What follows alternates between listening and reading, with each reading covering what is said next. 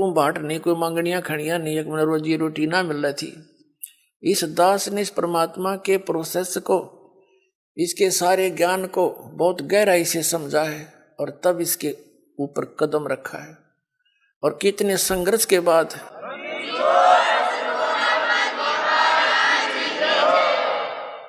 ये दास junior engineer civil Haryana में नौकरी करता था, इरिगेशन डिपार्टमेंट। जब से ये ज्ञान हुआ, एक नारी तड़प बनी और ये सोचा करता था कि भगवान ये सभी मेरे जैसे दुखी हैं, सभी परमात्मा के लिए भटक रहे हैं। कोई सालासर जाता है, कोई वैष्णो देवी, कोई अमरनाथ के इतनी भयंकर पहाड़ियों पर चढ़ जाता है, वहां मर भी जाते हैं बर्फीले तूफानों से, फिर भी जाते हैं, अगले दूसरे हिचकते नहीं। और ये ज्ञान यदि आपके बच्चों तक पहुंच जाए, भक्ति तो न करनी है तो यह अच्छी भक्ति करेंगे तो काम आओगे, तो डरे ढोरे। और कुछ फिर ये हुआ था कि असंग जन्म हो गया, हमने ये नौकरी करते हैं कि तो बालक पैदा करके न पालते पोसते, राजा भी बन दिए, परमात्मा का विधान बताता है, फिर गधे भी बन गए। तो ये सोचा था दास ने कि भगवान दया करे, उसका प्रचार करूं। जब तक आदेश नहीं था नाम का, तो भक्तों से मिलता था, अपने मित्रों से, रिश्तेदारों से, घर वालों से, सबको कहता कहवाता, और जो समझ जाता नाम दिलवाता था अपने पूज्य गुरुदेव जी से।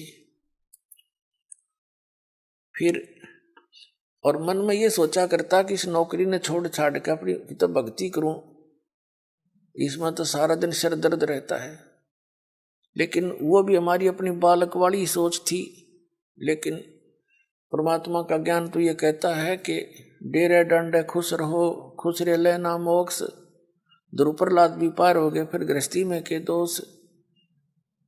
तो फिर दिल सा डटे था।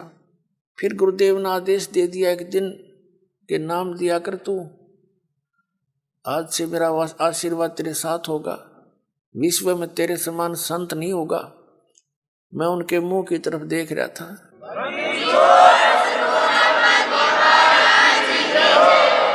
क्योंकि अपनी औकात से जीव खूब परिचित होता है, मानने चाहे ना मानने। मुझे अपनी स्थिति का पता था कि जितना वजन इन्होंने दास पर रख दिया इस योग्य नहीं है। फिर भी मेर है उनकी, गुरु मेर करें तो कागज हंस बना दे। तो उन्होंने कहा तेरे साथ रहूंगा, चिंता मत करना।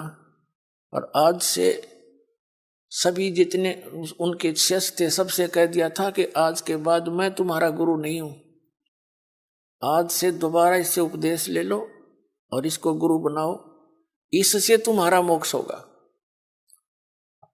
अब यह बात भी नहीं हमारे गले उतरे थी कि उन तो मौज है उनकी।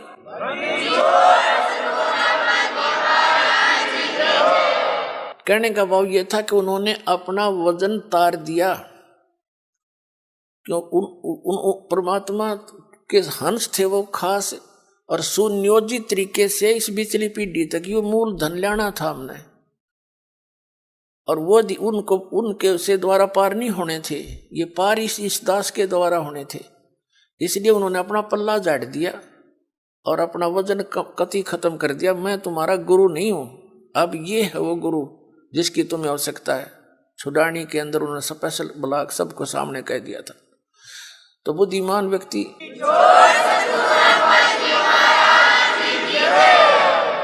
तो पहले तो यूं था भी चलो परमात्मा का भी दान है, भक्ति भी करेंगे, अपने बच्चा में भी रहेंगे।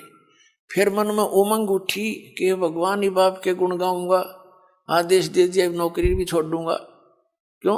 एक का काम होगा, नौकरी भगवान की सच्ची सरकार की कर ले चाहे नकली की कर ले, एक का बनेगी, इतना वजन हो पीछे।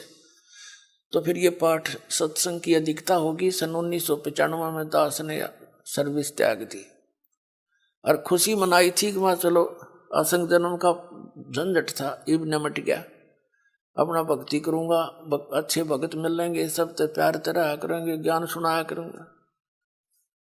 अब मैंने सोचा था कि अब मैं चैन से रहूंगा। अब इसमें देखा इस जितना झंझट की तो पाया कोई ना। साची को कबीर साहब कहे हैं, साची को और मारना है, भला करूं और बुरा बतावें, वो नए सिरे तो और संघर्ष शुरू हो गया।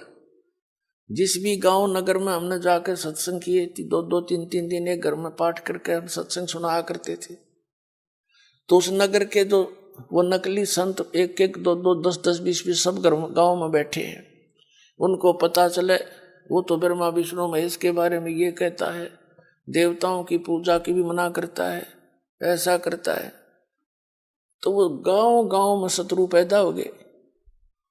हम नहीं उनको कुछ शत्रु मानते थे, लेकिन वो रोजी रोटी वाले हमें मानने लगे। तो यहाँ तक बात बढ़ती बढ़ती फिर आपने पता है क्रोथा कांड करा दिया इन दुष्ट लोगों ने। ये जनता के हितैषी नहीं, और जिन्होंने भी परमार्थ की चेष्टा की है ये सदा आगे अड़ते रहे। जैसे ईसा मसीह जी ने सच्चाई कहने की चेष्टा की थी, करस करवा दिया इन दुष्ट लोगों ने। कबीर परमेश्वर जी ने सच्चाई की ढोल के डंके पे इन्होंने वो दुख दिए इन नकली गुरुओं ने। कलेजा मुंह को आता, पर भगवान की जब लीला पढ़ता है ये दास पढ़ी नहीं जाती है। आपके लिए भटक रहे हो, और इस दास के लिए क्या हुआ आपको पता नहीं। दास तो खूब गहराई से निकला, या मेरे साथ जो भक्त रहे हैं उनको पता है कितने संघर्ष से ये ज्ञान ऊपर को आया है, लेकिन सारा कबीर साहब का ही रहा है। तो दास ने ये सोचा था कि इसमें चैन से रहूंगा, इस जितना दुख तक इतना भी ना पाया, लेकिन अब ये दुख एक बार दास ने हो लिया। कुछ भगत हमारे साथ थे, उन्हें जेल तक जाना पड़ गया इस परमार्थ के लिए। इसी जेल तक 100 मिलो हमने, जो भगवान के बच्चे उभर जाए, जनता का कल्याण हो जाए।